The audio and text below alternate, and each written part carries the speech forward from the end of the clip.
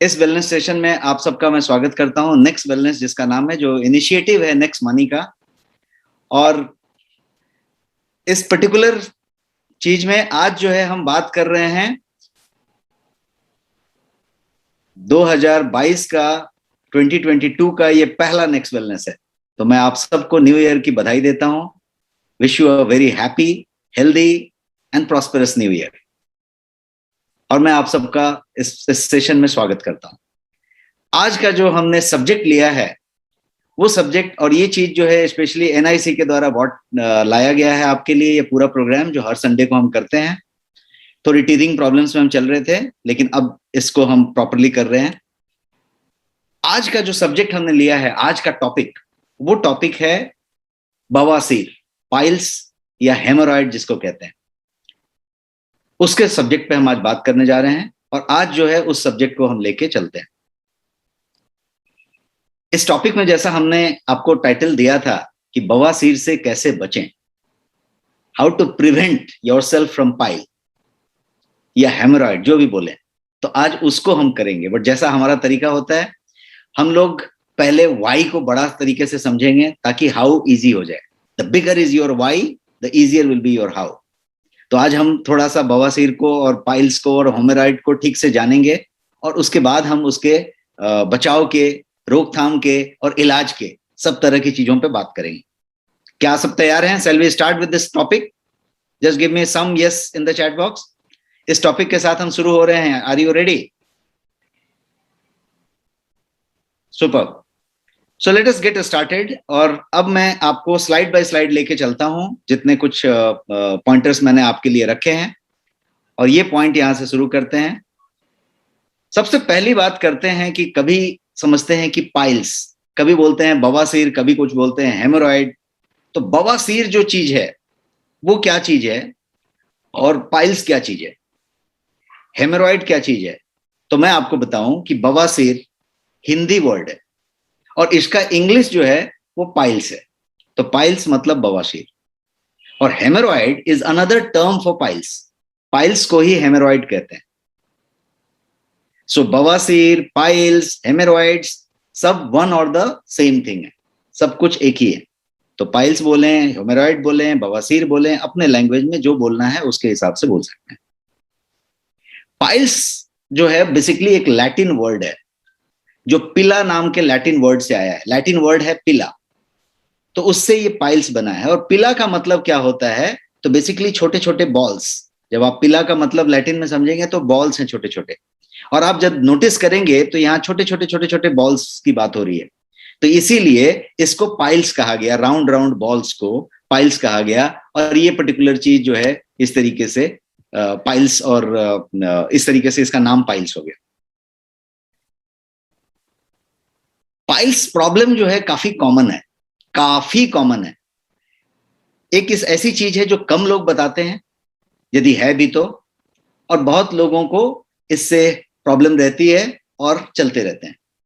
कितना ज्यादा है यदि बताऊं आपको, तो आज के मॉडर्न लाइफस्टाइल में ये बहुत ही ज्यादा कॉमन है, स्पेशली इन अर्बन पॉपुलेशन। जो शहरी पॉपुलेशन है, जनसंख्या है, उसमें ये बहुत ज्यादा है।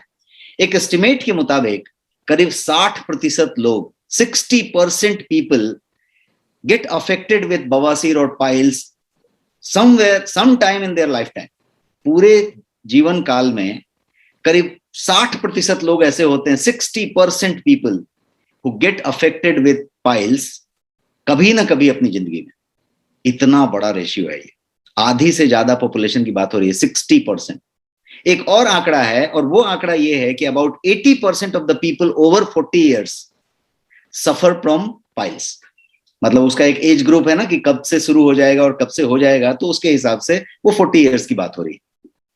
तो ये जो पाइल्स वाली चीज है वो बहुत रैम्पेट है, सब जगह पे है, लेकिन बहुत कम लोग इसके बारे में बात कर पाते हैं, हेजिटेट करते हैं इसके बारे में बात करने के लिए, और वो जो चीजें हैं रह जाती हैं, और फिर वो प्रॉब्लम बढ़ता चला जाता है। तो मैं आपको समझाने जा रहा हूं कि क्या है ये बवासीर, ये जो पाइल्स है, what actually, understanding that piles और हेमोरॉइड, ये है क्या एक्चुअली, इसकी बात करते हैं। तो इसको समझने के लिए सबसे पहले तो मैं ये बताऊं कि ये जो वेन्स हैं, जो जो नर्व्स हैं, बारीक बारीक वेन्स हैं हमारे एनस में, जिसको कि हमारा जो बॉटम है उसके एनस में बारीक बारीक वेन्स हैं, और वो जो वेन्स हैं उनसे ये कनेक्टेड है, स्वोलन वेन्स। वो जो है वेन्स जो है स्वेलिंग आ गई है उसमें, और वो जो है इनलार्ज हो गए हैं, वो बड़े हो गए हैं। और यही इसका सबसे बड़ा कॉज यदि बोला जाए तो वो उस तरीके से आता है। और बवासीर या बाइल्स की बात करें तो ये सबसे कॉमन कॉज है आपके रेक्टल ब्लीडिंग का। यदि रेक्टल ब्लीडिंग हो रही है या वहां पे ब्लीडिंग हो रही है तो उसका सबसे कॉमन कारण बवासीर है। यदि हुआ तो 99% केस में यही हो सकता है 1-2% में कोई प्रॉब्लम है, कोई तरीके का दिक्कत है, किसी को कोई कैंसर हो गया, कोई ट्यूमर हो गया, वो अलग बात होगी। बट इक्का दुक्का परसेंट 99% केस में यदि ब्लड आया तो वो बवासीर है, इतना क्लियर है। तो इसीलिए पाइल्स या बवासीर की बात करें तो ये क्या चीज है, तो एक लाइन में बोलेंगे तो स्वेलिंग है जो आपके एनस के इन एंड अराउंड एरिया में, इनसाइड एंड अराउंड एरिया में डेवलप होता है, रेक्टम एंड एनस के एरिया में। और ये स्वेलन वेन्स और इनलार्ज ब्लड वेसल्स जो उसके एरिया में हैं उनको जो है वो क्रिएट करता है।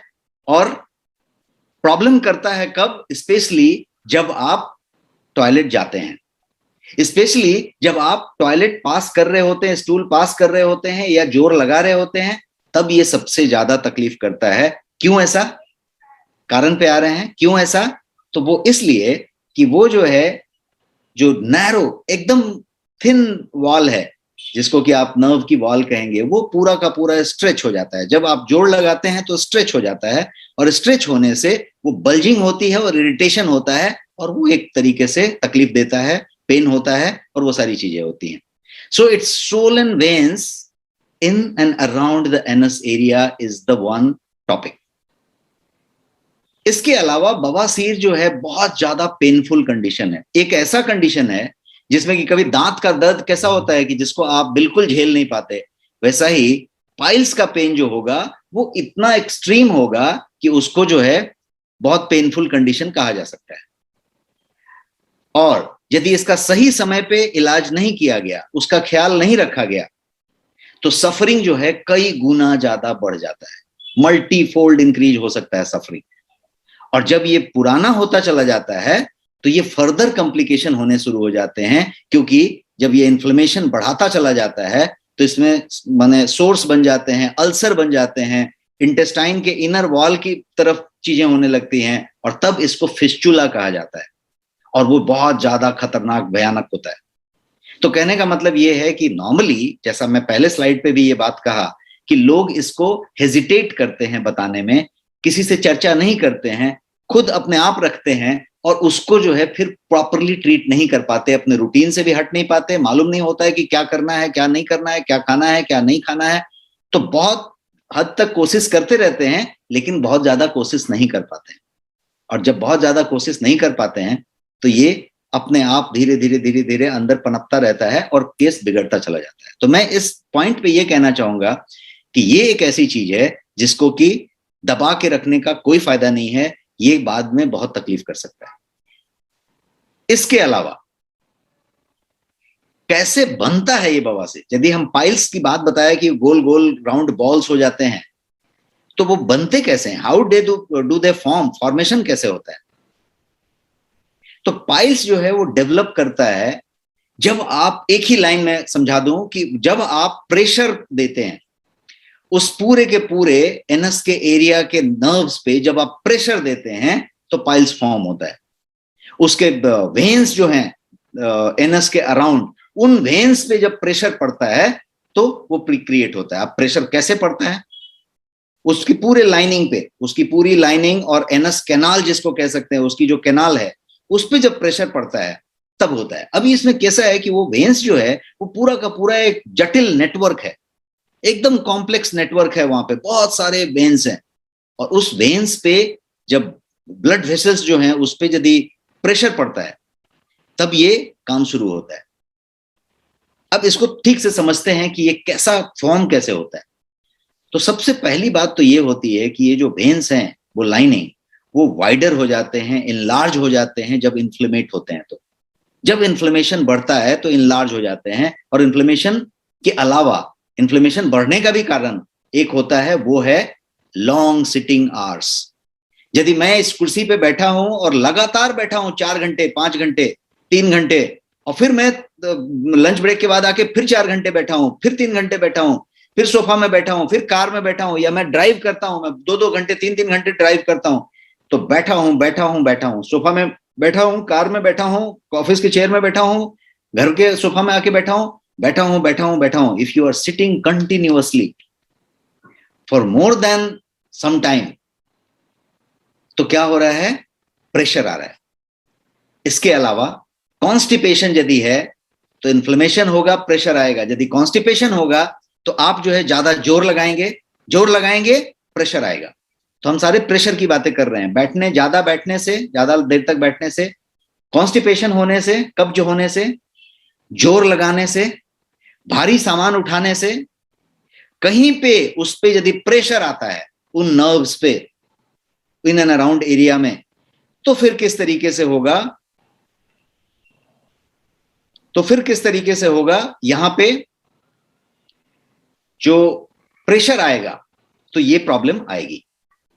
तो इनलार्ज्ड वेन्स हो जाएंगे, और उसके जो ओवरलेइंग टिश्यूज हैं, उसके ऊपर बहुत सारे टिश्यूज हैं ना, वो वेन है, वेन के ऊपर बहुत सारे टिश्यूज हैं, जो ओवरलेइंग टिश्यूज उसको कहेंगे, वो जो है स्वेलिंग शुरू कर देंगे, इन्फ्लेमेशन उसमें होनी शुरू हो जाएगी, और तभी जाके वही पॉइंट होता है जब वो छोटे छोटे बाउल्स डेवलप होने शुरू हो जाएंगे। कैसे होता है, ये जो बाउल्स हैं, ये जो बने, वो फॉर्म कैसे हो रहे हैं, कैसे डेवलप हो रहे हैं? तो पाइल्स नॉर्मली इस तरीके से जब प्रेशर आ रहा है तो ही फॉर्म हो रहा है, उसमें इन्फ्लेमेशन आ रही है, उसमें प्रेशर आ रहा है। हमने 2-3 चीजें डिस्कस की, लंबा सिटिंग आवर, प्रेशर लगाना, भारी सामान उठाना, ये सब चीजों से प्रेशर आ रहा है। एक बात तो हो गई। अब जनरली बवासीर जब होगा, पाइल्स जब ही होगा, तो ये कोई ज्यादा बड़ा प्रॉब्लम नहीं करता है, और इसीलिए ये इग्नोर्ड रहता है। कभी कभी हल्का छोटा सा पेन आ गया, हल्का छोटा सा ये रह गया, कभी दिक्कत हो गई तो छोड़ दिया, क्योंकि वो बहुत ज्यादा कुछ तकलीफ नहीं कर रहा है, कुछ गड़बड़ नहीं कर रहा है, और इसीलिए वो इग्नोर्ड रहता है। पॉइंट यहां पे समझनी है कि इग्नोर क्यों रहता है। जब ये इग्नोर रहने लग जाता है तभी जाके अंदर वो डेवलप होना शुरू होता है, और वो फिर जाके आता है। जब तक फिजिकल सिम्टम या भौतिक लक्षण उसके प्रकट होने लगते हैं, जैसे ब्लीडिंग हो गया, पेन हो गया, वो सब जब बड़े लेवल पे स्टार्ट होने लग जाते हैं, तब जाके इसका नोटिस लिया जाता है, इसका संज्ञान लिया जाता है कि अच्छा ऐसा कुछ प्रॉब्लम लग रहा है ये तो, और तब जाके कंसर्न शुरू होता है, और वहीं पे काफी देर हो चुका होता है। अब बवासीर के कारण के बारे में बात करते हैं कि ये तो कैसे बना, फॉर्म कैसे हुआ, इसकी बात की। अब कारण के बारे में बात करते हैं। पहले तो ये पाइल्स जो है वो collection of inflamed and swollen tissues हैं, इसको हमने क्लियर समझ लिया। किस एरिया में? इन एनल कैनाल एरिया। जो एनस है उसके कैनाल एरिया में ये जो स्वोलन इन्फ्लेम्ड टिश्यूज हैं, एक लाइन बात तो हमने समझ ली, जिसमें ब्लड वेसल्स भी शामिल हैं, मसल्स भी शामिल हैं, सपोर्टिंग टिश्यूज भी शामिल हैं, और आपके इलास्टिक फाइबर्स भी शामिल हैं। ये सब कुछ मिला के सब एरिया में स्वेलिंग है, सब एरिया में इन्फ्लेमेशन है, और वहां पे तकलीफ हुई है।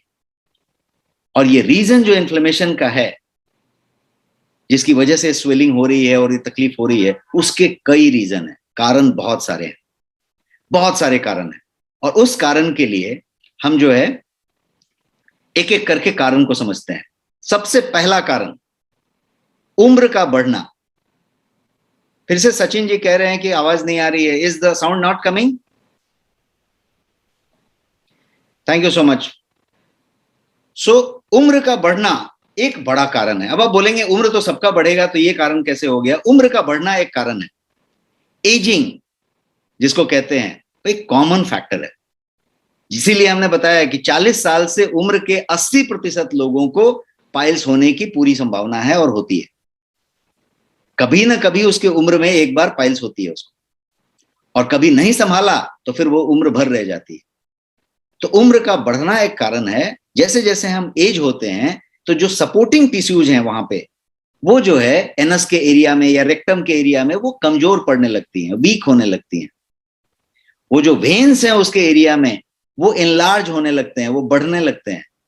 तो एक तो वीक हो गए सराउंडिंग टिश्यूज, सपोर्टिंग टिश्यूज, और जो वेन्स हैं वो एनलार्ज होने लगे, और वहीं पे प्रॉब्लम शुरू होती है। इसीलिए इसका उम्र से कनेक्शन है, उम्र से कनेक्शन है।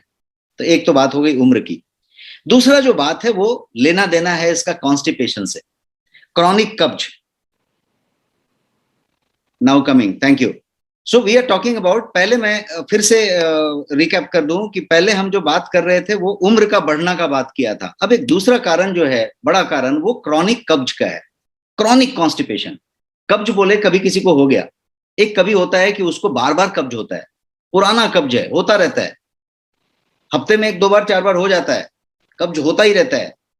तो यदि कब्ज हुआ तो सबसे बड़ा पहला प्रॉब्लम क्या हुआ, जो कोर रीजन मैंने समझाया कि जोर लगाना पड़ेगा। कब्ज में ये फोटो जो मैंने दिखाया है, जोर लगाना पड़ेगा। तो जोर लगाएगा तो फिर से वही वाली बात हो रही है, उसी वेन्स को जो है स्ट्रेन दिया जा रहा है, उस लाइनिंग पे जोर दिया जा रहा है, इन्फ्लेमेट किया जा रहा है। तो ये सबसे बड़ा एक दूसरा कारण बनता है। इसमें पाइल्स डेवलप होता है क्योंकि जो लोअर रेक्टम है उसमें प्रेशर आता है। और आज के मॉडर्न सेडेंट्री लाइफस्टाइल में जो पुअर डाइट हम लेते हैं, जो पूरा तला हुआ या जो जो बोलते हैं ना प्रोसेस्ड फूड लेते हैं, मैदा वाला चीज लेते हैं, फिजिकल एक्टिविटी कम करते हैं, अनहेल्दी फूड होता है, फाइबर कम होता है हमारे आहार में, फाइबर डाइट कम होती है, रेशे वाली चीजें कम होती हैं। तो होता क्या है कि ये सारा कुछ आपको कॉन्स्टिपेशन की तरफ ले जाता है और तकलीफ होती है। दूसरा जो है, कॉन्स्टिपेशन के साथ साथ स्ट्रेनिंग, ध्यान रखिए, जोर लगाना। अब दूसरी जो बात है वो है रिफाइंड और प्रोसेस्ड फूड। आज की डेट में हम जो कुछ भी खा रहे हैं मोस्टली वो प्रोसेस्ड है या रिफाइंड है। और जब हम रिफाइंड प्रोसेस्ड खा रहे हैं तो जिसमें फैट ज्यादा है, फ्राइड आइटम, सॉल्टी आइटम, इसमें शुगरी ड्रिंक की बात करें, शुगरी फूड की बात करें, हम बहुत सारा कुछ खाते रहते हैं, पीते रहते हैं, जो सारा कुछ इनडायरेक्टली वहां पे योगदान देता है किस बारे में, टिश्यूज को स्वेलिंग कराने में, ब्लड वेसल्स को जो है इनलार्ज कराने में योगदान देता है। और वो योगदान देने की वजह से इस तरीके का काम होता रहता है। इसके अलावा एक तीसरा जो अगला कारण है वो है मोटापा। आपकी जो वजन है, यदि आपकी बीएमआई 25 से ज्यादा है, ओवरवेट हैं या मोटे हैं, तो ये जो है मोटापा है। मोटापा एक ऐसा कारण बन जाता है जो आपको जो है पाइल्स की तरफ ले जाता है। अब मोटापा का पाइल्स से क्या संबंध है? सबसे पहला संबंध है पाइल्स से मोटापा का कि ये जो है, सबसे पहले आपका वजन ज्यादा है, तो आप जब बैठते हैं कहीं पे, तो आपका पूरा वजन आपके बैक पे जाता है। तो मोटापा से प्रेशर बढ़ाने की बात है। एक नॉर्मल आदमी बैठेगा और एक 90 किलो का आदमी बैठेगा तो प्रेशर उसको ज्यादा मिलेगा, एक बात हो गई। ओवरवेट ओबेस पर्सन का एक और चीज होगा कि जो उसके ब्लड वेसल्स हैं उस एरिया में सराउंडिंग द एनस रेक्टम, उसमें ऑटोमेटिकली ज्यादा टॉक्सिकेशंस हैं, क्योंकि आपका जो बड़ी आंत है, जिसको कि आवाज नहीं आ रही है, सारे लोग टाइप कर रहे हैं, sound is not coming, sound is not coming.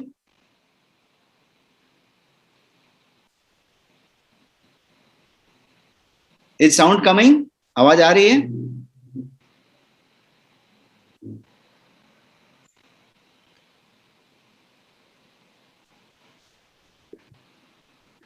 Okay, great.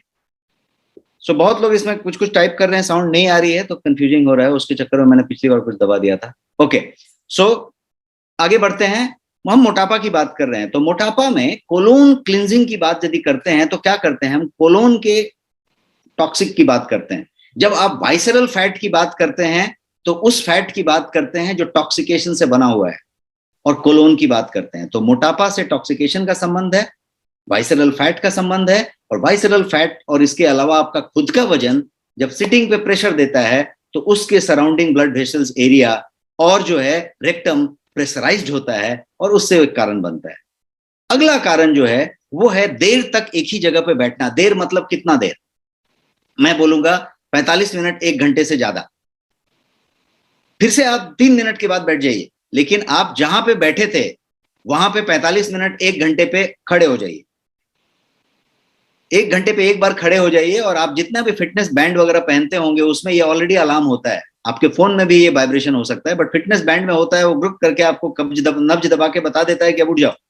Get up, तो you get up and again sit down, get up and again sit down. तो एक बार यदि आप उठ गए 1 मिनट के लिए, 2-4 कदम चल लिया, things are released, blood circulation is changed. अभी यदि आप एक ही जगह पे बैठे रह गए, लगातार बैठे रह गए, प्रेशर दे के बैठे रह गए, तो एक प्रॉब्लम हो सकती है। और वो सारा कुछ इन्फ्लेमेशन, इरिटेशन, स्वेलिंग, ये सारा कुछ लेके जाता है। और जैसा मैंने बताया पिछले स्लाइड में कि एक्सेस वेट यदि हो, और यदि कुर्सी जहां पे आप बैठते हैं या बैठने की जो जगह है वो हार्ड है, सख्त है एकदम, कुशन नहीं है वहां पे, तो भी ज्यादा प्रेशर आपके वेन्स पे, नर्व्स पे पड़ता है, और वो जो है आपको बवासीर को पाइल्स की तरफ लेके जा सकता है। अगला जो कारण मैं बताऊंगा वो है गर्भ के समय महिलाएं ज्यादा प्रोन होती हैं इस पाइल्स के। उसका कारण क्या है? उसका कारण है कि वुमेन जब स्पेशली थर्ड ट्राइमेस्टर में होती हैं, तो थर्ड ट्राइमेस्टर में क्या होता है, 3 महीना, लास्ट वाले ट्राइमेस्टर में क्या होता है कि फ्रीक्वेंट कॉन्स्टिपेशन डेवलप होता है because of the physiological changes जो बॉडी के अंदर हो रहे होते हैं।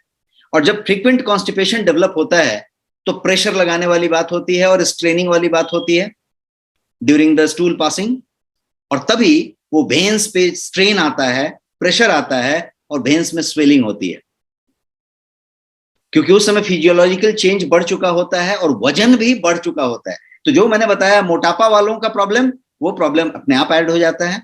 इसके अलावा कॉन्स्टिपेशन डेवलप हो जाता है, अपने आप ऐड हो जाता है। तो जो 2-3 कारण अभी तक हम बड़ा बड़ा समझे, वो सारे कारण इसमें ऐड हो जाते हैं, और बैठने वाला कारण भी इसमें ऐड हो जाता है, क्योंकि चूंकि उनके पास एक अलग फिजिकल कंडीशन होती है, तो बहुत ज्यादा एक्टिव नहीं रहते, बहुत ज्यादा भागदौड़ नहीं करते, बैठे रहते हैं ज्यादा समय। वही बताया गया है और वही होना चाहिए। तो ये तीनों चीज मिलके पाइल्स की तरफ लेके जाते हैं, और इसीलिए ये जो है प्रेग्नेंट वुमेन के थर्ड ट्राइमेस्टर में ये कॉमन होता है, और ये जब डिलीवरी हो जाती है तो ये अपने आप ठीक भी हो जाता है। तो इट गेट्स बेटर, किसी किसी का फिर कंटिन्यू हो गया, अदरवाइज ये ठीक हो जाता है। So this is another reason. अब हम बात करें एक और रीजन की, और वो रीजन है अनुवांशिक कारण, हेरेडिटरी रीजंस। मान लीजिए कि किसी के फैमिली में, किसी के फादर का, किसी के दादाजी का, किसी के किसी और का, माताजी का, या किसी का पाइल्स का शिकायत रहा है, तो संभावना है कि उस ट्री में आगे जो है ये प्रॉब्लम आएगा। उसका क्या कारण है? उसका कारण है कि जो मैंने बताया कि वो कोशिकाओं के इलाके का एरिया, नर्व बड़े हो जाते हैं, इनलार्ज हो जाते हैं, वो हेरेडिटी में है, हेरेडिटी में ही इनलार्ज हो रहा था, इन्फ्लेमेशन हो रही थी, स्वेलिंग हो रही थी, हेरेडिटी से चला आ रहा था, और उस तरीके से ये जो है इनहेरिट कर लिया जाता है स्वेलन वेन को। थिनर वॉल, जो उसके वॉल हैं वो पतले होते हैं, और हेरेडिटी में यदि पतले चले आ रहे हैं तो पतला वॉल ज्यादा जल्दी स्ट्रेन लेगा और ज्यादा जल्दी जो है इन्फ्लेमेट हो जाएगा, और एनल रीजन के एरियाज में वो जो है पाइल्स का फॉर्मेशन करेगा, राउंड राउंड बॉल्स को। अब बात करते हैं बवासीर के प्रकार की, types of haemorrhoid, types of piles. बहुत सारे डिफरेंट डिफरेंट साइज की वजह से, इंटरनल, एक्सटर्नल, इन सब रीजन की वजह से, इन सब कारणों की वजह से इसके बहुत सारे प्रकार हैं। क्या क्या प्रकार हैं? तो मैं 2 प्रकार मोटा मोटी आपको बताऊंगा। एक प्रकार है जिसको इंटरनल पाइल्स कहते हैं, आंतरिक। इंटरनल पाइल्स डेवलप कब होता है, कहां पे होता है? तो वो रेक्टम के अंदर डेवलप होता है, इसीलिए इसको इंटरनल हेमोरॉइड कहा जाता है। And this is most common type. ज्यादा से ज्यादा लोगों को यदि पाइल्स है, बवासीर है, होगा तो ये इंटरनल ही होगा। कॉमन टाइप इसको कहते हैं, most common type. Internal piles जो होते हैं वो टिपिकली 2 से 4 सेंटीमीटर एनस के अंदर सिचुएटेड होते हैं, उस एरिया में होते हैं। जस्ट 2 to 4 सेंटीमीटर का जो रेंज है अबव एनस, उसमें होते हैं। जो दूसरा टाइप है वो है एक्सटर्नल टाइप, बाह्य, बाहर का type. This external type of बवासीर, इसके बारे में यदि जाने तो ये जो है 2-3 सेंटीमीटर इनसाइड द एनस के एरिया में रहेगा, उसके सराउंडिंग में रहेगा। एक्सटर्नल पाइल्स जो होगा वो उसके एरिया के सराउंड स्किन को, आउटसाइड एज पे, उनके घेरे पे, उन सब जगहों पे ये करेगा, इसीलिए इसको एक्सटर्नल क्या बोलते हैं, पाइल्स बोलते हैं। मैंने यहाँ पे आपको इंटरनल का एक पिक्चर दिखाया था, जो देखिए ये अंदर की तरफ था, अंदर था, ये बाहर नहीं था, बाहर से कुछ पता नहीं चलेगा। बाहर से देख के कुछ भी नहीं बताया जा सकता, खुद भी आप कोई आदमी नहीं बता सकता। और ये जो चीज है बाहर वाला, ये बाहर की तरफ है, ये बाहर देख के बताया जा सकता है। अब एक्सटर्नल इंटरनल दो बातें तो हमने की, बट एक मजेदार बात इसमें यह है कि despite of this external and external name, किसी को एक्सटर्नल बोलते हैं, किसी को एक्सटर्नल बोलते हैं, इंटरनल पाइल जो है कैन इनलार्ज और एक्चुअली कैन ड्रॉप डाउन, जिसको प्रोलैप्स कहते हैं। ड्रॉप डाउन मतलब वो बाहर निकल जाएगा। ये जो अंदर दिख रहा है आपको, मैं इंटरनल पे ले जाता हूं, ये जो अंदर दिख रहा है ये बाहर आ जाएगा, और स्टिल इसको इंटरनल कहेंगे। बाहर निकल गया इसको बाहर नहीं कहेंगे, इसको इंटरनल कहेंगे। और उसके अलावा जो बाहर वाला है, जिसको हम बाह्य कहा या एक्सटर्नल कहा, वो जो है नॉट ऑलवेज सीन आउटसाइड, ये कभी कभी अंदर भी होता है, जो जिसका ओपनिंग है उसके अंदर भी हो सकता है, जैसे यहां पे दिख रहा है। तो इसीलिए एक्सटर्नल इंटरनल नाम है, उसके पर्पस हैं, और उस तरीके से ये चीज जनरली इसका एक ग्रेड और क्लासिफिकेशन भी माना जाता है। बोलते हैं कि प्रकार तो हुआ, लेकिन एक ग्रेड है, टाइप है, कि इसको क्लासिफाइड किया जाए कि भाई कितने तरह के क्लास हैं। तो इसके बेसिकली 4 ग्रेड्स हैं। सबसे पहला है ग्रेड 1 हेमोरॉइड। ग्रेड 1 हेमोरॉइड में क्या होता है कि स्मॉल स्वेलिंग्स होते हैं, हल्का इन्फ्लेमेशन होता है, और इनसाइड लाइनिंग में ये सारा कुछ होता है एनल कैनाल के। एनस का जो कैनाल है उसके इंटरनल एरिया में, इंटरनल लाइनिंग पे हल्का सा स्वेलिंग, हल्का सा इन्फ्लेमेशन होता है, इसको ग्रेड 1 कहते हैं। ये बाहर से बिल्कुल विजिबल नहीं है, and nor you can feel them, feel भी नहीं कर सकते आप। तो दिस इज ग्रेड 1। अब ग्रेड 2 क्या है? ग्रेड 2 हेमोरॉइड जो है उसमें ये थोड़ा सा लिटिल लार्जर हो जाता है, वही जो स्वेलिंग है, और वो जो है फिर भी, लेकिन बड़ा होने के बाद भी वो इनसाइड ही रहता है। मैंने यहाँ पिक्चर आपको दिखाया है, वो इनसाइड ही रहता है, कहीं बाहर नहीं जाता, इनसाइड ही रहता है एनस के। और ये जो है पार्टली पुश होता है ड्यूरिंग द स्टूल, जब आप पास कर रहे होते हैं या प्रेशराइज होता है, तो पार्टली आउट होता है और फिर इन चला जाता है, अपने आप इन चला जाता है, स्प्रिंग्स बैक कह सकते हैं। बाहर आया, स्प्रिंग्स बैक इन, कभी बाहर पता नहीं चलता, दिखता नहीं। तो एक ये पहला वाला क्या था, ग्रेड 1, एकदम हल्का, एकदम छोटा, पता ही नहीं चले, ये पता चले कभी बाहर आया और चला गया। अब ग्रेड 3 की बात करते हैं। ग्रेड 3 हेमोरॉइड जो होता है, इस स्टेज में क्या होता है कि पाइल्स जो है आउटसाइड ऑफ एनस अपीयर हो जाता है, प्रकट हो जाता है, सॉफ्ट लंप की तरफ बाहर निकल जाता है सीधा, और निकल जाने के बाद आप उसको वापस इंसर्ट बैक भी कर सकते हैं, तो वापस इंसर्ट हो जाता है, लेकिन इंसर्ट करना पड़ता है। तो this is the third type. और जो ग्रेड 4 है, ग्रेड 4 में क्या होता है कि ये जो है थोड़ा काम बिगड़ चुका होता है, ये हैंग आउट हो जाता है, ये बाहर लटका रहता है, एंड ये जो है अच्छा खासा साइज में होता है, ये आउटसाइड एनस पे पड़ा रहता है, and you can not push them back. Grade 3 वाले में क्या था, बाहर निकल गया, आपने फिंगर से पुश बैक कर दिया। यहां पे ये 4th ग्रेड वाला पुश बैक नहीं होता, ये बाहर ही होता है और बाहर लग जाता है। So this is the 4 grades. अब बवासीर के लक्षण की बात करें कि क्या क्या लक्षण है बवासीर के, सिम्टम्स क्या क्या हैं, तो मैं आपको 7 लक्षण आज बताने जा रहा हूं, जिसको कि आप कोर की लक्षण कह सकते हैं, की सिग्निफिकेंट क्या बोलते हैं, सिम्टम्स कह सकते हैं। 7 टाइप्स, और ये 7 में सब कुछ कवर हो जाता है। और ये डिपेंड करता है बहुत सारी चीजों पे, उसके प्रकार पे भी, एक्सटर्नल है कि एक्सटर्नल है, उसके हिसाब से सिम्टम आएगा। The symptom can also depend on कितना बड़ा है, साइज क्या है, पोजीशन क्या है, उसका ग्रेड कौन सा है, इन सब चीजों पे सिम्टम डिपेंड करेगा। बट मैंने जो ये 7 सिम्टम्स बना के आपके लिए लाए हैं, वो 7 सिम्टम्स एकदम आम आदमी की भाषा में 7 के साथ चेक मार लिया तो 7 सिम्टम की बात हो रही है। तैयार हैं आप? Type yes in the chat box यदि तैयार हैं तो मैं 7 सिम्टम बताने जा रहा हूं एक के बाद एक। 7 स्पॉट सिम्टम्स अबाउट पाइल्स, कि क्या क्या सिम्टम्स हो सकते हैं।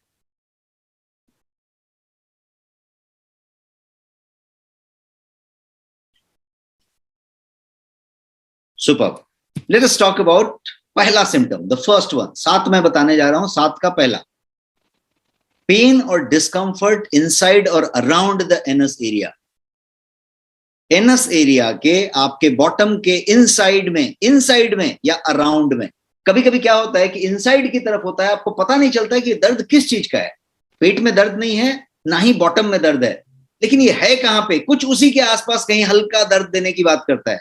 और यदि आप कभी वॉशरूम में जाके हल्का सा बैठने की कोशिश किए, हल्का जोर लगाने की कोशिश किए, तो दर्द थोड़ा बेहतर लगता है और फिर आप आ जाते हैं और दर्द जो है थोड़े मिनट के बाद वैनिश हो जाता है। ऐसा जो मैंने स्टडी किया है उसके हिसाब से, जो मैंने कुछ डॉक्टरों से इस बारे में, एक स्पेशलिस्ट से बात की है आपके सेशन को बनाने के पहले, उससे हिसाब से ये जो है काफी लोगों को कॉमन होता है और कभी कभी अक्सर हो जाता है। और जब ये होता है तो ये पहला सिम्टम है, ये पहला सिम्टम है, ये ग्रेड 1 की तरफ इशारा कर रहा है, कहीं पे ये है। इसको आप प्री पाइल्स कह के चलें। प्री पाइल्स कोई टर्म नहीं है, ये मेरा बनाया हुआ टर्म है। मैं आपसे बोल रहा हूं प्री पाइल्स, जैसे प्री डायबिटीज होती है। प्री डायबिटीज का मतलब कि डायबिटीज होना कंफर्म है, यहां पे हो रही है कि प्री पाइल्स, आप उसकी तरफ बढ़ रहे हैं, वो तेजी से बढ़ रहे हैं। तो ये पहला सिम्टम हो गया। अब दूसरे सिम्टम की बात करते हैं। दूसरा सिम्टम है इचिंग, खुजलाहट हो रही है, इरिटेशन हो रहा है। कहां पे? वहीं पे एनल एरिया में, एनस रीजन में। यदि ऐसा हो रहा है तो ये पाइल्स की तरफ इशारा कर रहा है। अब आगे बढ़ते हैं। तीसरा क्या है? तो स्वेलिंग है, इन्फ्लेमेशन है एंड हार्ड लंप है आपके एनस के एरिया में। आप यदि टच करके फील करें तो हार्ड लंप्स बन रहे हैं, स्वेलिंग हो रही है, इन्फ्लेमेशन हो रही है। तो यदि ऐसा है तो ये थर्ड लक्षण हुआ। अब चौथे की बात करते हैं। चौथा सीधे सीधे सीवियर पेन दे रहा है जब भी आप स्टूल पास करने जाते हैं। सीवियर पेन होता है जब आप स्टूल पास करने जाते हैं, इसका मतलब है कि पाइल्स है। पांचवा, द फिफ्थ थिंग इज, यदि आप तुरंत वॉशरूम से वापस आए हैं एंड स्टिल आपको बहुत ज्यादा, वो बोलते हैं ना, पेट साफ नहीं लग रहा है, you are not feeling as if एकदम क्लियर हो गए। यदि आपको अनक्लियर स्टोमक का फीलिंग आ रहा है वॉशरूम से जाके आने के बाद भी, तो ये उसकी तरफ इशारा कर रहा है, कहीं पे प्रॉब्लम उस तरीके का इशारा कर रहा है। छठे नंबर की बात करते हैं, सिक्स्थ रीजन, सॉरी लक्षण, सिम्टम। छठा है पेनलेस ब्लीडिंग। कि पता चला कि आपका जो कमोड है या जहां पे आपने स्टूल पास किया है, वहां पे एकदम तेज लाल, चमकदार लाल कलर आ गया, ब्लड का कलर आ गया। चाहे तो वो स्टूल का कोटिंग था स्टूल के ऊपर, जो स्टूल पास आपने किया है, या फिर सिंक पे ब्लड आ गया। ब्लड आपको दिखाई पड़ा, एकदम चमकदार लाल ब्लड, और आपको किसी तरीके का कोई पेन नहीं हुआ, किसी ने काटा नहीं, काट के ब्लड नहीं निकला। तो पेनलेस यदि ब्लीडिंग हुई तो ये सीधे सीधे ड्यूरिंग बाउल मूवमेंट, तो ये सीधे सीधे इशारा कर रहा है कि भाई वो है। अब सेवेंथ की बात करते हैं। टोटल 7 थे। सातवां है spotting bright and red blood in your stool. छठा सातवां में फर्क समझिए। छठा का मतलब हुआ कि ब्लड आया, आपको कोई पेन नहीं हुआ, बिना पेन के ब्लड आते हैं, अक्सर आ जाता है, थोड़ा बहुत आ जाता है। और इसका मतलब हुआ सातवें का कि spotting blood red in your stool, red blood in your stool. तो ये एक चीज हुई। अब ये 7 के 7 लक्षण तो हुए, लेकिन इन कोई भी लक्षण को यदि आप नोटिस करते हैं तो मैं ये कहूंगा कि do not ignore it, you should never ignore this symptoms. कोई भी 6-7 में से कोई भी सिम्टम यदि आपको हुआ तो आप कभी भी उसको इग्नोर ना करें, आप तुरंत डॉक्टर को कंसल्ट करें, अपना एग्जामिनेशन करवाएं और उसके बाद ट्रीटमेंट करवाएं। लेकिन हम लक्षण की बात कर रहे थे, सिम्टम्स की बात कर रहे थे। अब मैं यदि आपको बताऊं कि बहुत समय ऐसा होता है, अक्सर ऐसा होता है कि बवासीर या पाइल्स या haemorrhoid may not have any symptom, कोई भी सिम्टम नहीं आएगा। जो 7 सिम्टम की हमने 7 सिम्टम्स की बात की, इसमें से कोई भी सिम्टम नहीं आएगा और वो कंप्लीट साइलेंट ही रहेगा and still you have piles. उसके लिए क्या करना पड़ेगा? तो उसके लिए आपको पता भी नहीं चलेगा कि आपको बवासीर है या आपको पाइल्स है, और पाइल्स रहेगा, पाइल्स डेवलप होता रहेगा, ऐसा भी संभव है। तो इसके लिए बहुत जरूरी है कि you start reading your body signals. आपका बॉडी कुछ ना कुछ सिग्नल देता है। स्टूल के, आपके टॉयलेट जाने के टाइमिंग का ध्यान रखिए, टॉयलेट में जाके कितने देर बैठना पड़ रहा है उसका ध्यान रखिए। आप यदि एक ही पर्टिकुलर टाइम पे ही जा रहे हैं तो उसका ध्यान रखिए। यदि आप गए और जाके वहां पे आपको मोबाइल पे कुछ स्क्रॉल करके पढ़ना पड़ रहा है या न्यूज़पेपर पढ़ना पड़ रहा है या बहुत देर तक बैठना पड़ रहा है, उस टाइम पे नहीं आ रहा है, तो ध्यान रखिए ये सब बॉडी सिग्नल्स हैं, इसको आप रीड कर सकते हैं। ये सब बॉडी सिग्नल्स हैं। यदि आप बहुत देर तक बैठ रहे हैं, बैठ के उठ रहे हैं, कोई तरीके का पेन नहीं है, कोई प्रॉब्लम नहीं हो रहा है, लेकिन आपको कुछ हल्की फीलिंग हो रही है कुछ इधर उधर, आप उसको रीड कीजिए। तो बॉडी सिग्नल्स हो सकते हैं जो इन सातों लक्षण से अलग हो सकता है। इसलिए मैंने एक और पॉइंट आपको दिया यहाँ पे कि do not ignore even those symptoms, और इसको बहुत केयरफुली बॉडी सिग्नल्स को रीड करने की जरूरत है। अब मैं बताने जा रहा हूं कि कैसे पता करें कि आपको या मुझे बवासीर है, पाइल्स है, ये पता कैसे करें, कैसे पता करें कि यहां पे बवासीर है। इसके लिए मैं आपको सिंपल तरीके बता रहा हूं। पहला तो तरीका बताऊंगा कि ये 7 के 7 जो सिम्टम्स मैंने आपको बताए 1 to 7, इसको आप टिक करें। कोई भी इसमें से एक लागू है आपके ऊपर तो ये जो है सिम्टम हो गया बवासीर वाला। कॉन्स्टिपेशन है, क्रॉनिक है, वो बात हो गई। लॉन्ग सिटिंग आवर्स की बात हो गई, तो आप ज्यादा प्रोन है। और यदि आप लंबा समय तक बैठ रहे हैं तो आप ज्यादा प्रोन हैं। और ये जो तरीका है ये आपने चेकलिस्ट से निकाल लिया। अब simple way to confirm and check कि you have this seven symptoms, आप जो है कोई उसमें से टिक कर लिया। कोई भी यदि एक टिक है तो आप समझ लें कि आपके पास कोई प्रॉब्लम है ये वाली, और आपको डॉक्टर को मिलना चाहिए। बवासीर है यदि इसमें से कोई पॉइंट क्लियर होता है तो आपको है पाइल्स और आपको डॉक्टर से मिलना चाहिए। अब डॉक्टर क्या करेगा? तो डॉक्टर सबसे पहले तो आपसे बहुत सारे सवाल पूछेगा। आपका डॉक्टर आपसे बहुत सारे सवाल पूछेंगे, इसलिए पूछेंगे कि ये सब जानना चाहेंगे कि इस लक्षण में से, इस कारणों में से, आप बहुत देर तक बैठते हैं, क्या कॉन्स्टिपेशन होता है, क्या इन्फ्लेमेशन होती है, क्या आप क्या बोलते हैं फाइबर बहुत कम लेते हैं, क्या आप प्रोसेस फूड ज्यादा लेते हैं, क्या ऐसी ऐसी ऐसी से बहुत सवाल पूछ के he will zero down, he is expert, he will zero down कि क्या क्या आपके इश्यूज में आ रहे हैं। एक बात हुई। दूसरा, वो फिजिकल एग्जामिनेशन करेंगे डॉक्टर। फिजिकल एग्जामिनेशन वो ग्लव्स पहन के फिंगर के हिसाब से वो एक फिजिकल एग्जामिनेशन करते हैं, और वहां पे वो किसी तरीके का राउंड राउंड बॉल फॉर्म हुआ है क्या, उसको वो चेक करते हैं, और वो चेक करके बता देते हैं कि बवासीर है क्या, पाइल्स है क्या कि नहीं है। And depending on your case किस तरीके का है, doctor can ask for further examination. और फर्दर एग्जामिनेशन बहुत सारे हो सकते हैं, जैसे एक प्रोक्टोस्कोपी होता है, उसमें जाके डिटेल्ड तरीके से एग्जामिनेशन। एक और भी तरीका होता है जिसमें कि आपका डिटेल्ड बाउल एग्जामिनेशन किया जाता है, जिसको कोलोनोस्कोपी कहते हैं। और ये सब जो प्रोक्टोस्कोपी, कोलोनोस्कोपी इसलिए किया जाता है कि बाकी सब कारणों को रूल आउट किया जाए कि कहीं कोई कैंसर तो नहीं, कहीं कोई बात तो नहीं, कोई और चीज तो नहीं, उन सब चीजों को रूल आउट कर दिया जाए। एलिमिनेशन प्रोसेस है। सब कुछ करने के बाद जीरो डाउन हो गए कि भाई ये बवासीर ही है और ये पाइल्सी है और ये इस स्टेज में है, ग्रेड है कौन सा, A grade 1, grade 2, grade 3, grade 4 बता के आपका चीज हो गया। अब एक और चीज हम समझना चाहेंगे कि कभी कभी आप सुनते हैं एक शब्द भगंदर बोलते हैं। बवासीर और भगंदर में क्या फर्क है? बवासीर, difference between piles and fistula. भगंदर को इंग्लिश में फिस्चुला कहते हैं। तो बवासीर is not fistula, piles is not fistula, दोनों अलग अलग है। तो समझ लेते हैं सिंपल लाइन में कि बवासीर जो है वो जो है गुदा और मलाशय के नीचे के भाग में रक्त वाहिनियों के सूजन से होती है। इसमें गुदा और मलाशय में मस्से बन जाते हैं, छोटे छोटे, जो मैंने बोला राउंड राउंड पाइल्स बन जाते हैं, वो मस्से बन जाते हैं, और जिनके फूलने से उसमें इन्फ्लेमेशन और स्वेलिंग होती है और खून निकलता है और दर्द होता है। तो ये हुआ बवासीर का मामला। लेकिन जब भगंदर की बात करेंगे, फिस्चुला की बात करेंगे, तो उसमें मस्से नहीं बनते। भगंदर एक घाव युक्त नली बन जाता है, एक पूरा का पूरा एक नली बन जाता है, केनाल बन जाता है, और वो जो है इंटरनल ओपनिंग उसका इधर होता है, और जो एक्सटर्नल ओपनिंग जो होता है उसका स्किन के अंदर होता है।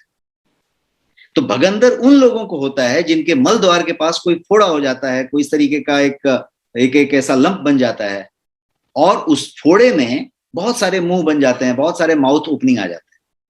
तो ये भगंदर हुआ। ये जो पाइल्स है, जब बहुत लंबे समय तक एड्रेस नहीं होता है, बहुत लंबे समय तक चलता रहता है, उसके बाद भी लॉन्ग सिटिंग होती रहती है, कॉन्स्टिपेशन होती रहती है, खाने का सिस्टम नहीं चेंज हुआ रहता है, क्रॉनिक होता चला जाता है, तो वो जाके भगंदर में तब्दील हो जाता है। तो ये दोनों अलग अलग बातें। अब बवासीर से बचने के उपाय पे आते हैं। क्या क्या उपाय हैं, कैसे बच सकते हैं? The best way to prevent piles और ह्यूमरॉइड या बवासीर is to keep your stool soft so that it can pass easily. क्योंकि मैंने एक ही बात बताया कि जोर लगाने से, स्ट्रेन देने से वहां पे तकलीफ आती है। स्ट्रेन कुछ भी हो सकता है, आप वहां पे जोर ना लगाएं और आप एक भारी सामान उठाने की कोशिश करें तो स्ट्रेन आएगा वहां पे। तो स्ट्रेन होने से होता है, बहुत सारे लोग वो जिम में जाके बहुत सारा कुछ करते हैं, उनको भी कभी कभी तकलीफ हो जाती है। तो ये स्ट्रेन नहीं देना है। तो सबसे पहला कारण जो मैं उपाय बताऊंगा वो उपाय ये है कि आप सारा वो कोशिश करें जिससे कि आपका स्टूल जो है, जो आपका टॉयलेट है, स्टूल है, वो सॉफ्ट हो, वो हार्ड ना हो, सॉफ्ट हो और वो इजीली पास हो जाए। क्योंकि सारा मामला टू मच प्रेशर का है in the veins around your anus. सारा मामला टू मच प्रेशर का है। सो avoid constipation at all stage, at all cost. दूसरा सजेशन मैं दूंगा, पहला था कि आप जो है उसको सॉफ्ट रखें। सॉफ्ट रखने के लिए बहुत सारा चीज कर सकते हैं। आप जो है खूब सारा पानी पिएं, हाई फाइबर फूड खाएं, फ्लूइड लें, बहुत सारा मट्ठा लें, जूस लें, पानी लें, ये लें, लिक्विड लेते रहें। लॉन्ग आवर्स तक मत बैठें। डू नॉट स्ट्रेन, जोर मत लगाएं। टॉयलेट में जाके 5-7 मिनट से ज्यादा मत बैठें। यदि आपका 10 मिनट पड़ जाता है, 10 मिनट हो जाता है, तो आप अपने आप से पूछें कि why it was 10 minute. Is the matter of 2 से 3 minute, take it 2 minute bonus, make it 5 minutes. Now if it is more than 5 minutes, ask yourself a question. And if you are more than 40 years of age, 40 साल से उम्र के ज्यादा के हैं और 10 minute से ज्यादा बैठते हैं, ask question, there is a problem.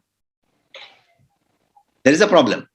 क्योंकि आप बैठे हैं इसका मतलब क्लियर नहीं हो रहे हैं, और क्लियर नहीं हो रहे हैं मतलब आप जोर लगा रहे हैं। कनेक्टेड है, बातें एक दूसरे से कनेक्टेड है। और जैसे ही एज सुन एज आपको अर्ज आए वॉशरूम जाने का, as soon as you feel the urge of going to washroom, go immediately. Don't hold it. कभी भी ऐसा नहीं हो कि आपको वॉशरूम जाने की इच्छा हो रही है और आप ऑफिस में हैं या कोई मीटिंग में हैं या कहीं पे हैं और ऐसी बातें हैं वैसी बातें हैं। Don't do that. जैसे ही फीलिंग आए, don't hold it, go immediately. Because if you hold it, it will create that same pressure वाला मामला, और वो जो है veins around your anus will get inflamed और वो प्रॉब्लम होएगा। तो धीरे धीरे छोटा छोटा टुकड़े में जाके ये होगा। तो मैं कुछ ऐसे तरीके बता रहा हूं जो शायद आपको रेडिली कहीं पे नहीं मिलेंगे, कोई बुक्स में नहीं मिलेंगे, कोई इंटरनेट में नहीं मिलेगा, बट मैं आपको कोई पॉइंट्स बता रहा हूं जो बहुत प्रैक्टिकल पॉइंट्स हैं। और वो प्रैक्टिकल पॉइंट्स को यदि आप फॉलो करें तो बचने के उपाय सारे हो सकते हैं। जैसा कि मैंने बताया कि 60% लोग अपनी जिंदगी में कभी ना कभी बवासीर से प्रभावित होते हैं, and 80% people above 40 years of age get बवासीर।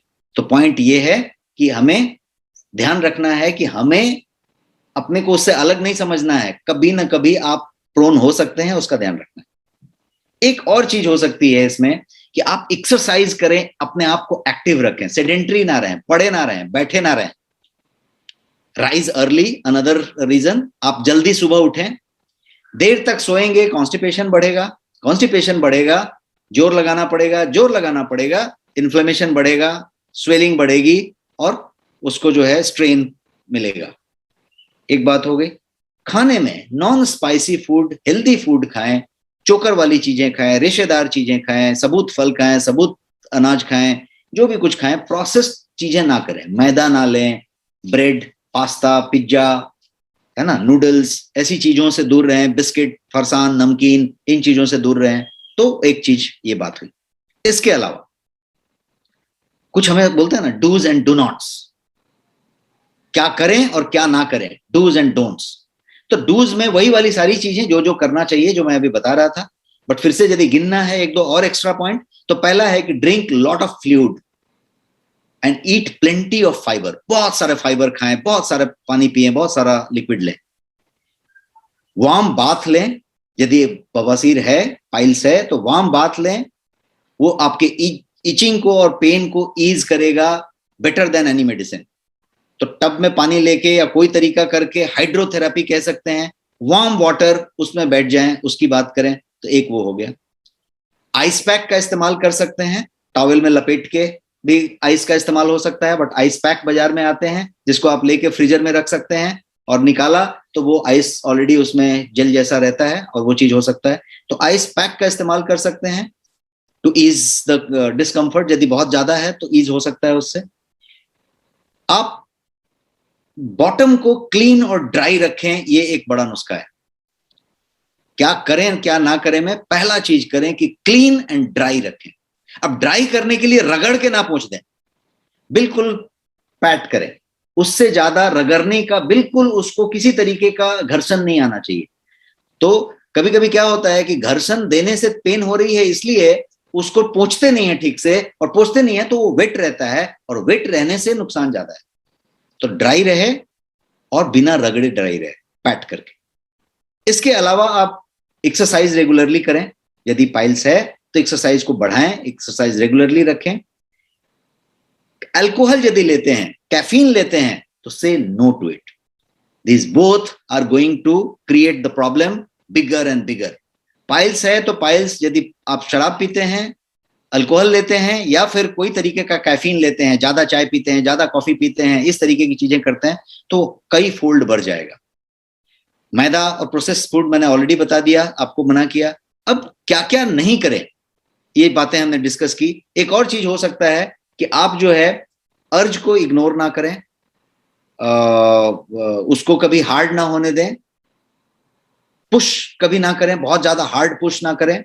और पेन किलर्स यदि आप ले रहे हैं तो उसमें कोडीन टाइप का कोई जो तत्व हो तो वो ना लें, क्योंकि वो कॉन्स्टिपेशन करेगा, और कॉन्स्टिपेशन होएगा तो फिर आपको प्रेशर करना पड़ेगा, जोर लगाना पड़ेगा। बहुत सारे लोग पेन किलर लेते हैं क्योंकि पेन किलर की जरूरत पड़ी। कुछ लोग आइब्रूफ्रेन लेते हैं। आइब्रूफ्रेन यदि लेते हैं आप, तो उसमें क्या होता है कि वो पाइल्स की ब्लीडिंग के लिए लिया जाता है, और उसको नहीं लेना चाहिए आइब्रूफ्रेन, क्योंकि उससे आपका ये प्रॉब्लम और बढ़ जाएगा। और यदि आप ज्यादा टाइम तक बिता रहे हैं तो वो नहीं करना चाहिए। आगे बढ़ते हैं और पॉइंट की बात करते हैं कि इलाज क्या है इसके। यदि हम बोले कि नहीं भाई, तो बहुत ज्यादा प्रॉब्लम हो गया, डॉक्टर के पास गए, अब डॉक्टर इलाज कर रहे हैं, तो क्या क्या इलाज हो सकता है। तो सबसे पहले तो पाइल्स हमेशा से ध्यान रखें कि पाइल्स अपने आप क्लियर हो जाता है। मोस्ट ऑफ द केसेस में अपने आप क्लियर हो जाता है। If the symptoms are severe, फिर भी परसिस्ट कर रहा है, तो आप जो है ट्रीटमेंट रिक्वायर्ड है, और यदि उससे भी ज्यादा सीरियस है तो सर्जरी भी रिक्वायर्ड है।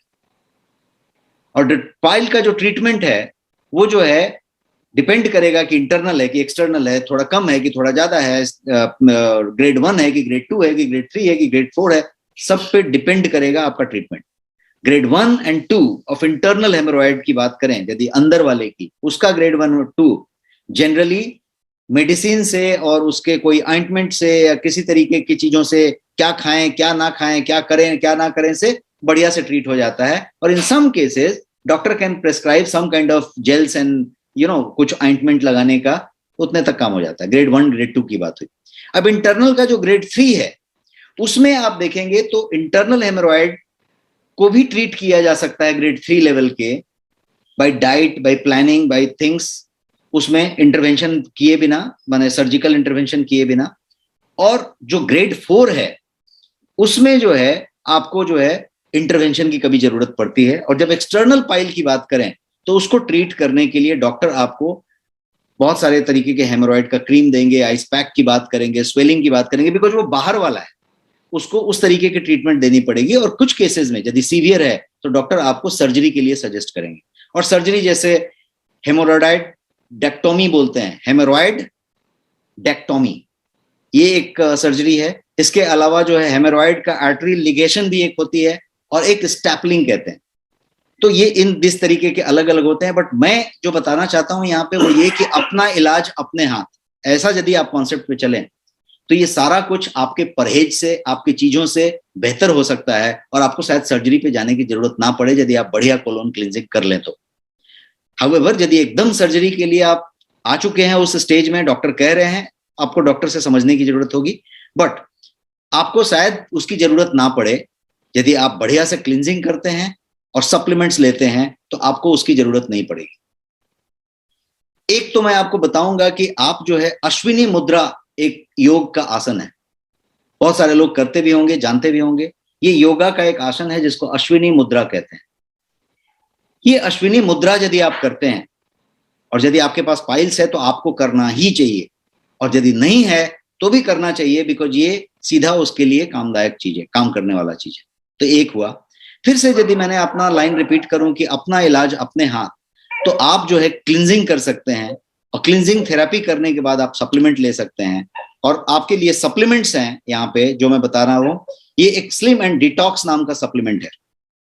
ये सप्लीमेंट यदि आप यूज कर रहे हैं तो आपको गारंटीड फायदा होगा। इस तरीके के रिजल्ट्स हैं इसके। इसमें पर्पस क्या है? ये पाइल्स की कोई दवाई नहीं है, it's not a medicine, it is just a supplement जिसका काम कोलोन क्लिंजिंग है। बेसिकली वेट लॉस के लिए यूज करते हैं, कोलोन क्लिंजिंग के लिए यूज करते हैं।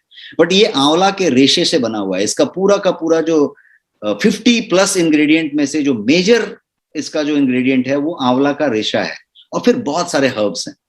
तो आंवला का रेशा एक फाइनेस्ट क्वालिटी का फाइबर है, और वो फाइबर सारे हर्ब्स के साथ मिलके आपके कोलोन को क्लिंज करता है, आपके स्टूल को सॉफ्ट करता है।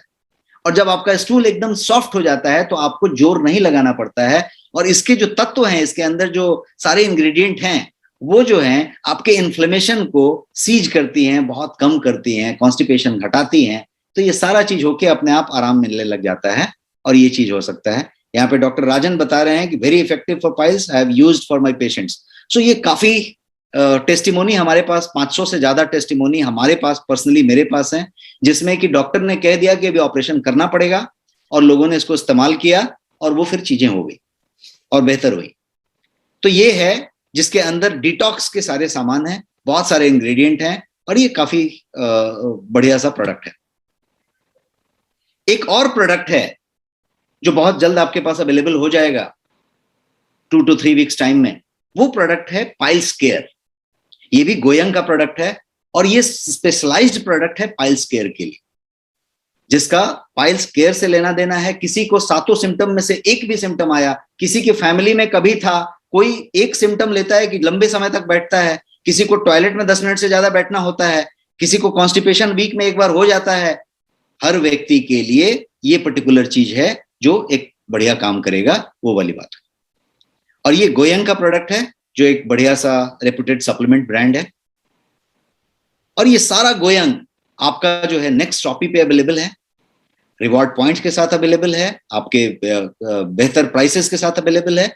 और इसके अलावा ये सारे ई कॉमर्स पोर्टल पे अवेलेबल है, चाहे वो अमेजॉन हो, फ्लिपकार्ट हो, बिग बास्केट हो, 1mg हो, सीनियोरिटी हो, या इस तरीके के पोर्टल्स पे। और यदि आपने नेक्स्ट मनी ऐप डाउनलोड किया हुआ है और अभी उसको एक्टिवेट नहीं किया हुआ है, तो मैं कहूंगा कि उस ऐप को एक्टिवेट कर लें, गेट रिवॉर्डेड, बिकॉज ये सारे प्रोडक्ट्स जो मैं बता रहा हूं इसमें आपको रिवॉर्ड्स मिल सकते हैं। आपके द्वारा बताए हुए लोग यदि इस प्रोडक्ट को लेते हैं तो आपको भर भर के रिवॉर्ड मिलते हैं, और आपका वॉलेट भरता जाता है, और आपको बहुत सारे इंसेंटिव मिलते चले जाते हैं, आपके पॉइंट्स मिलते चले जाते हैं। तो मैं कहूंगा कि आप ज्यादा से ज्यादा लोगों को इसको डाउनलोड करवाएं, नेक्स्ट मनी डाउनलोड करवाएं, नेक्स्ट शॉपी डाउनलोड करवाएं, कोई भी डाउनलोड करवाएं। उसमें ये नेक्स्ट वेलनेस का सेशन आप लाइव अटेंड कर सकते हैं वहां पे। Of course there is some teething issues in our first and second session, and we hope that अगले सेशन से हमारे पास कोई टीथिंग इशू नहीं होगी। गूगल प्ले पे भी अवेलेबल है, ऐप स्टोर पे अवेलेबल है, आप कहीं से डाउनलोड कर सकते हैं और आप इसको इस्तेमाल कर सकते हैं। मैंने आपका समय जितना लेना चाहिए उससे बहुत ज्यादा समय ले लिया है, क्योंकि गूफअप्स हुए थे बीच में और समय गया है, बट फिर भी मैं यहाँ पे Q&A के लिए आपको पॉइंट्स रखना चाहता हूं। आपके कुछ सवाल हैं तो आप टाइप कर सकते हैं, मैं 1-2 सवाल लूंगा ताकि आपके सवाल को लिया जा सके। कुछ Q&A जनरली जब तक आप सवाल टाइप कर रहे हैं, मैं 1-2 बता दूं कि सबसे पहले बहुत लोग ये पूछते हैं कि बवासीर है, पाइल्स है, तो क्या फ्रूट लेना चाहिए, कौन सा फ्रूट काम करेगा। तो कोई भी फ्रूट जो फाइब्रस है, जिसमें रेशे हैं, चाहे वो जामुन हो, चाहे वो खीरा ककड़ी हो, चाहे वो कोई और चीज हो, आप सेब है, नाशपाती है, सारा कुछ ले सकते हैं, और ये पाइल्स के लिए बहुत बढ़िया काम करेगा। लेकिन केला एक ऐसी चीज है, बनाना, यदि आप रोज एक केला खाते हैं, 3 केला खाते हैं, तो वो बहुत बढ़िया काम करता है, बिकॉज उसका डाइजेशन से बहुत लेना देना है। केला यदि आप खाते हैं तो डाइजेशन बहुत बढ़िया रहेगा, पाचन तंत्र आपका एकदम परफेक्ट काम करेगा, और केला में भरपूर फाइबर है। फाइबर की जो मात्रा है वो केला में भर के है, और इसीलिए ये पाइल्स के प्रॉब्लम को दूर करने में, स्टूल को सॉफ्ट बनाने में और स्टूल को बढ़िया से कंफर्टेबली पास करा देने के लिए बहुत मदद करता है। तो यदि किसी को आपके घर में पाइल्स है, पहचान में पाइल्स है, तो आप उनको केला के लिए जरूर रिकमेंड करें।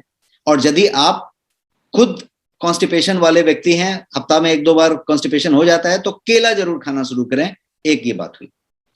दूसरा, केले में एक और चीज मौजूद होती है, उसको कहते हैं नेचुरल शुगर, जिसमें अच्छी खासी एंटीबायोटिक क्वालिटी होती है।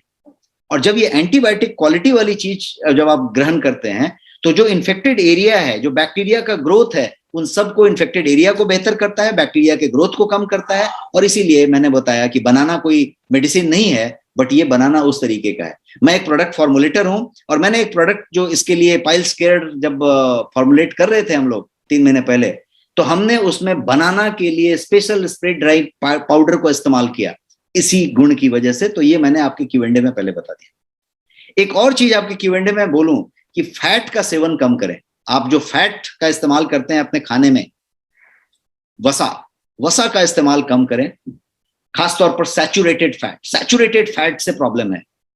और एक चीज का कर सकते हैं कि कैफीन से दूर रहें, अल्कोहल से दूर रहें, चाय, कॉफी, इस तरीके की चीजों से आपका कॉन्स्टिपेशन बढ़ेगा तो जोर लगाना पड़ेगा तो फिर से ब्लीडिंग होगी, फिर से डेवलप होगा, और फिर से स्ट्रेन आएगा, उनकी झिल्लियों पे तकलीफ आएगी, और फिर उसको आप संभाल नहीं पाएंगे, वो फिर एडवांस स्टेज में चलता चला जाएगा। इसलिए यदि पाइल्स है, पाइल्स की शिकायत है, कॉन्स्टिपेशन रहती है, चाय कॉफी जीरो डाउन कर दें, बंद कर दें, स्टॉप कर दें।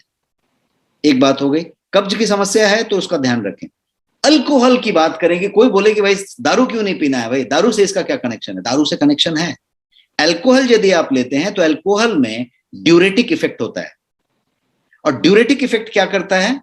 तो ड्यूरेटिक इफेक्ट आपके शरीर के पानी को कम करता रहता है, बिकॉज आपको बार बार यूरिनेशन जाना पड़ता है, बार बार पेशाब करने जाना पड़ता है। तो जब बार बार पेशाब जाना पड़ता है तो आपका शरीर में पानी की कमी कम हो जाती है, और उससे बवासीर की समस्या बहुत बढ़ जाती है। तो ये सब कुछ सवाल तो मैंने बता दिए। अब मैं आपसे जानना चाहता हूं कि is there any question for you? कुछ है तो आप पूछें, और अदरवाइज क्या पूछा है, शुगर वाले कैसे खा सकते हैं? ये शुगर वाले केला खा सकते हैं। केला का ग्लाइसेमिक इंडेक्स बहुत ज्यादा नहीं होता है।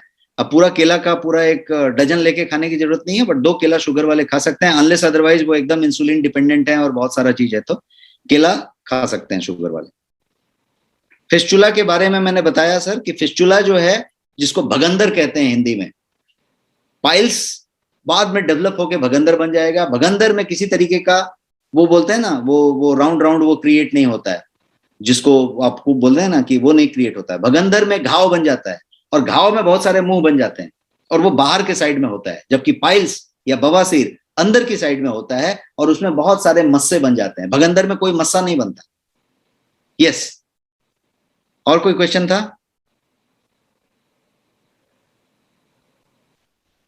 जाहिर अत्तारी जी बोल रहे हैं प्रोडक्ट क्लियर कीजिए। प्रोडक्ट तो मैंने एक्सप्लेन कर दिया। मैंने कुछ सप्लीमेंट्स के नाम बताए, जिसमें स्लिम एंड डिटॉक्स मैंने रिकमेंड किया कि आप ले सकते हैं, और मैंने बोला एक अपकमिंग प्रोडक्ट पाइल्स केयर के बारे में आप सोच सकते हैं, वो ले सकते हैं। So I think we are done with this thing. आपके पास कोई नया सवाल तो मुझे नहीं दिख रहा है अभी चैट में। Yes. So we are done with this session. Thank you so much, and it was a wonderful session. Thank you for your interest and time. अगले संडे को 8 PM हम फिर से मिलेंगे एक नए सब्जेक्ट के साथ, और तब तक के लिए बहुत ख्याल रखिए आप अपना, क्योंकि ओमाइक्रॉन बहुत तेजी से फैल रहा है, और एक बार फिर से एक वेव की तरफ बढ़ रहा है सब चीज। तो बहुत ज्यादा सुरक्षित रहने की जरूरत है, सेफ रहने की जरूरत है। और मैं कोशिश करता हूं कि अगले सेशन में हम लोगों की ये टेक्निकल हिचेस पूरी तरीके से खत्म हो चुकी होंगी, और हम जो है बिना किसी रुकावट के, बिना किसी ऑब्स्टिकल के पूरी तरीके से कर पाएंगे। Thank you so much and good night.